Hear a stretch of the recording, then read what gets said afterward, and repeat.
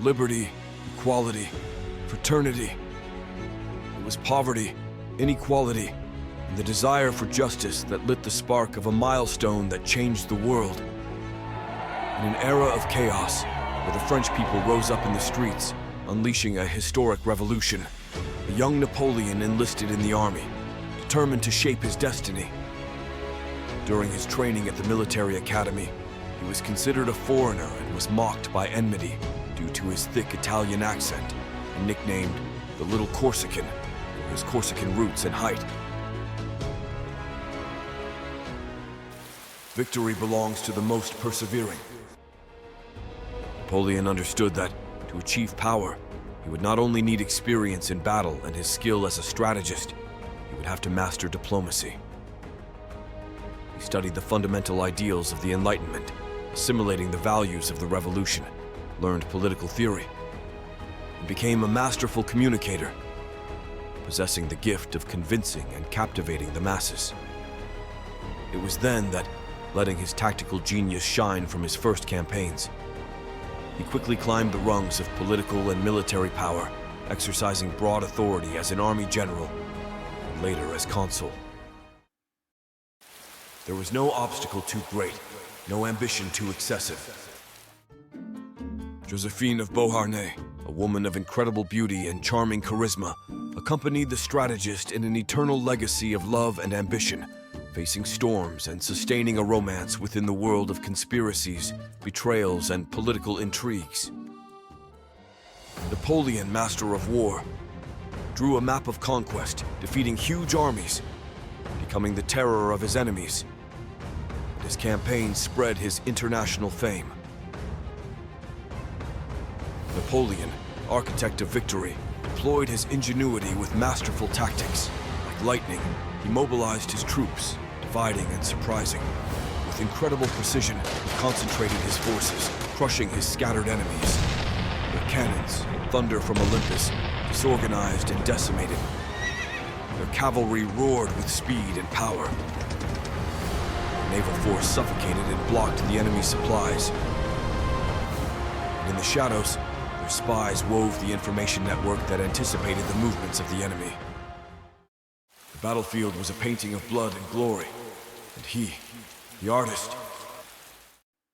After a clever move, he ascended the throne, crowning himself Emperor of France, with the world paying homage to his greatness. The Battle of Austerlitz, known as the Battle of the Three Emperors, was the highlight of his military career. He defeated the Russian and Austrian coalition, despite being outnumbered, with a master move, ensuring his supremacy on the European board. Dying is nothing.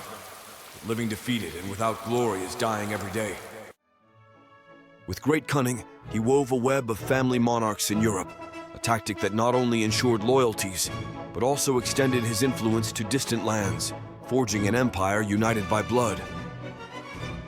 Furthermore, as a visionary legislator, he created the Napoleonic Code, spreading democracy throughout the continent, where the people had more rights and possibilities than ever. He supported education and meritocracy, allowing the brightest talents to advance, forging a strong state and unquestionable loyalty. You are never as high as when you are about to fall. Critical was the disastrous invasion of Russia in 1812. The enormous campaign resulted in a catastrophic retreat due to extreme cold, hunger, and Russian resistance. This defeat marked a turning point in French hegemony, weakening it and marking the end of an empire. And so it was that, with the Treaty of Fontainebleau, Napoleon abdicated as emperor, and although he did not face the death sentence, he obtained the solitude of exile because they feared turning him into a martyr whose exploits and ideals would resonate in the chronicles of history. It was as if the curtain fell at the end of a sublime act. However, his unstoppable spirit did not give up. There, in the middle of the sea, he kept the flame of his ambition alive, orchestrating his return to the European conflict.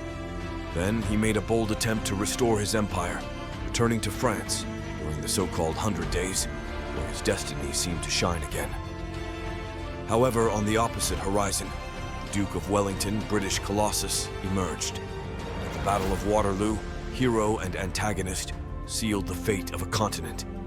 Napoleon, defeated and now exiled to the solitude of the island of St. Helena, never abandoned his indomitable spirit.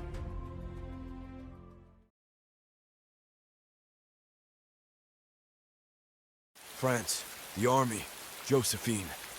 These were his last words, making clear what he considered most important throughout his life. Although his victories became legend and defeats tragedy, his legacy as one of the greatest commanders endures, like a beacon in the darkness of history. Illuminates the path of ambition and greatness for generations to come. There are two powers in the world, the sword and the spirit. The spirit has always defeated the sword. Napoleon Bonaparte.